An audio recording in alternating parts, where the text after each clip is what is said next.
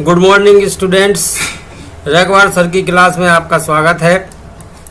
आज का टॉपिक है active to passive, past indefinite tense, affirmative sentence. आज हम पास्ट इंडेफिनिट टेंस में अफर्मेटिव सेंटेंस के एक्टिव वॉइस से पैसिव वॉइस को समझने वाले हैं। सबसे पहले हम देखते हैं पास्ट इंडेफिनिट टेंस के बारे में कुछ महत्वपूर्ण बिंदु। जैसे कि पास्ट इंडेफिनिट टेंस का अर्थ है अनिश्चयवाचक भूतकाल। इसकी पहचान, यदि कोई हिंदी का वाक्य लिखा हुआ है तो इन वाक्यों के अंत में या ए ई या था थे थी पाया जाता है। उदाहरण के रूप में मैं बाजार गया, इसके देखो अंत में या है, इसलिए जी पास्ट इंडेफिनिट का वाक्य है। उसने आम खाया, इसमें भी है या। और देखते हैं इंग्लिश में पहचान क्या होती है, क्योंकि क्या होता है कि हमें जो एक्टिव से पैसिव बनाने के लिए वाक्य आएंगे वो पास्ट इंडेफिनिट के जो होंगे वो इंग्लिश में दिए गए होंगे, तो हमें इंग्लिश में उनकी पहचान होना चाहिए पता।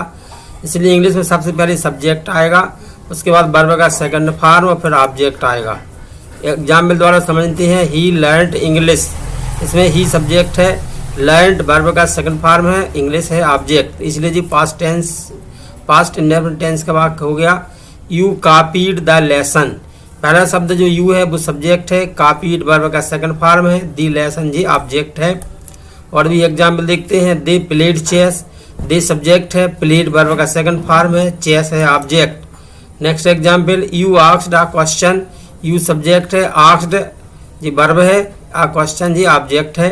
ही कॉल्ड देम, ही सब्जेक्ट है, कॉल्ड वर्ब का सेकंड फॉर्म है और देम ऑब्जेक्ट है इसका। दे सॉल्व्ड द सम्स, यहाँ पर हमने सभी देखे हैं कि जो इतने भी एग्जाम्पल दिए गए सभी ये पास्ट इंडेफिनिट टेंस के हैं, क्योंकि इनमें सबसे पहला जो शब्द है वो सब्जेक्ट है, दूसरे नंबर वर्ब का सेकंड फॉर्म आया, फिर ऑब्जेक्ट आए हैं।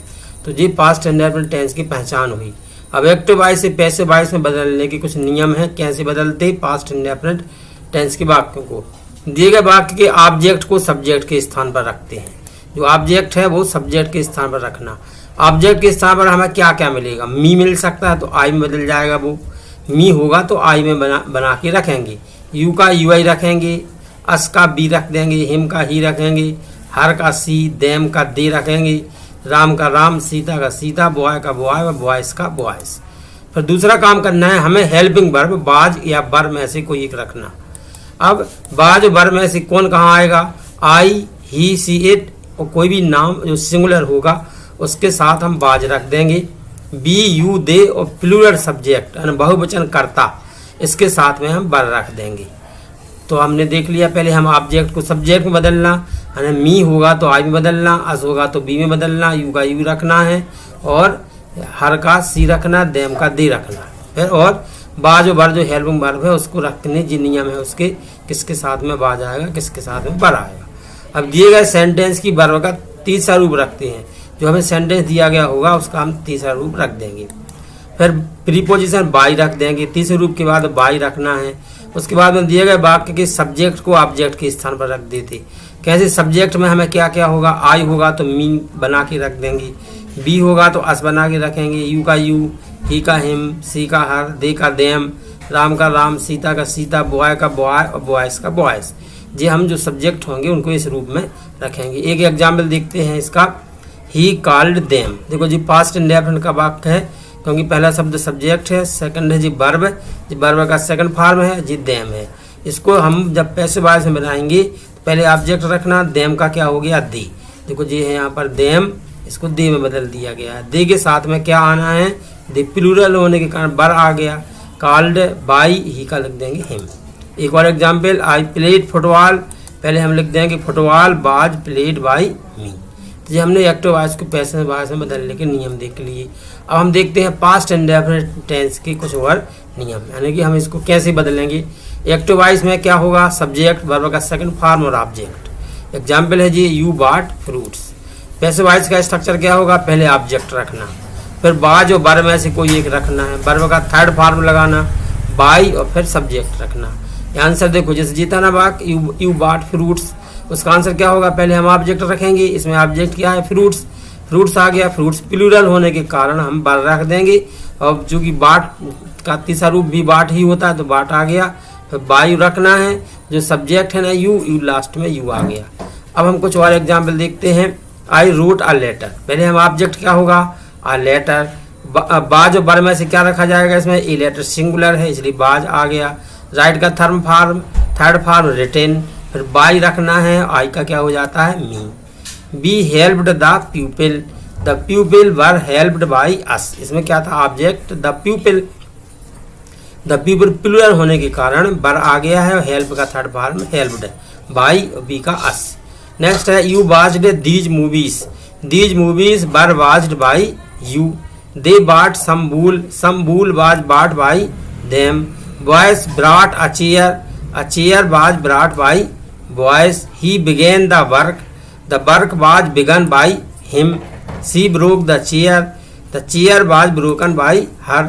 ही folded the paper was folded by him.